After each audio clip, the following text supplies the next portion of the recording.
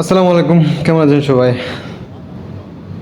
বাংলাদেশ ভার্সেস হংকংয়ের last match সবাই মোটামুটি দেখেছেন। আর যারা দেখেছেন তারাই বুঝতে পারবেন যে বাংলাদেশ যে বর্তমান টিম আর আগের টিমের মধ্যে কতটুকু ডিফারেন্স।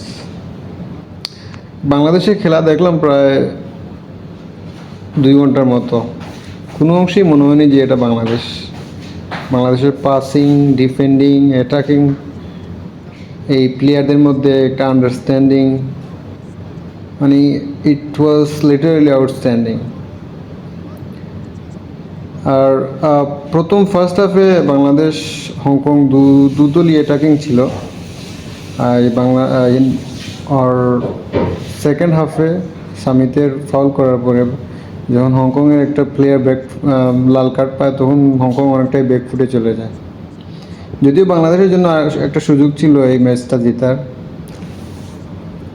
এই হংকংয়ের একটা প্লেয়ার কম থাকার কারণে। এটা ভাগ্যের ব্যাপার। যাই হোক, বাংলাদেশের পারফরমেন্স, হামজা চৌধুরী, সামেসুম, ফাহমিদুল, ইট ওয়াজ আউটস্ট্যান্ডিং গাইস। পরের ম্যাচ আশা করি ইনশাআল্লাহ ইন্ডিয়ার সাথে ভালো একটা রেজাল্ট আসবে বাংলাদেশের মাটিতে।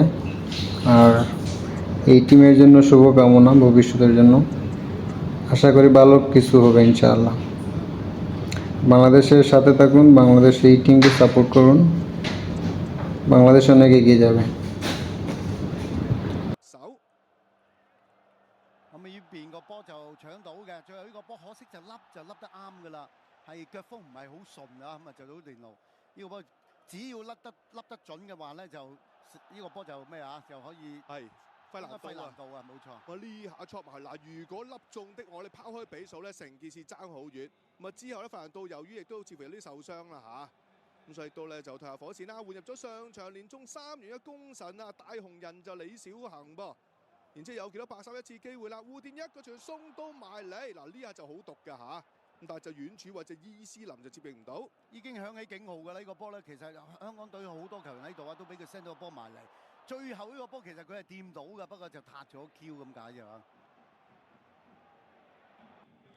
咁啊，球亦都見到咧，就喺呢邊啦，門將謝家榮一下大腳送到埋嚟啦，一合之下，嗱留意呢下啦，周元德嘅防守啦，咁啊球證認為佢又踩中咗23號嘅蘇美。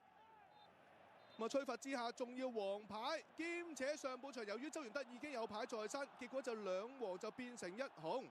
周元德係被逐離場，港隊只能夠10人應戰，亦都成為咗呢場賽事嘅轉捩點。冇錯啊，就係呢個波啦，咁啊一頂埋嚟嘅時間又快腳嘅拉基何身啊，因為當時其實就喺後邊走埋嚟㗎，變咗佢係比較主動嘅，但係當然呢個波咧 set 埋嚟嘅時間咧，亦都係 set 到落嗰個位啊，佢出腳就出到啊。